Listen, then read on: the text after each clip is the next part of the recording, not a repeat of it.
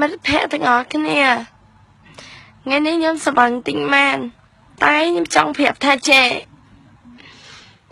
តួយើងអត់មានសង្សារក៏យើងអាចរកបានដែរមែនទេគេជាអី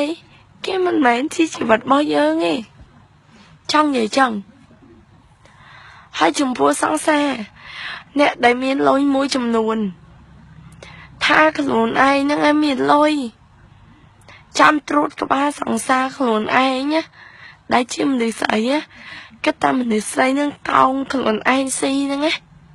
សម្រាប់ចង់ប្រាប់ថាចេះទូគេអត់យើងណាក៏គេឲ្យងាប់ដែរខ្ញុំជួបផ្ទាល់ហើយ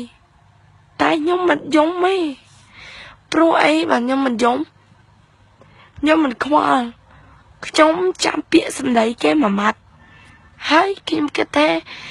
ទោះខ្ញុំគ្មានគេក៏ខ្ញុំមិនស្លាប់ដែរអញ្ចឹងមិត្តភក្តិទាំងអស់គ្នាគួរយកចំណុចហ្នឹងទោះយើងគ្មានមនុស្សប្រុសម្នាក់ហ្នឹងក៏យើងអាចរស់បានដែរមិនងាប់ទេមនុស្សប្រុសមានច្រើនខ្លាំងណាជឿខ្ញុំអត់មានអីនិយាយទេមានប៉ុណ្្នឹងឯង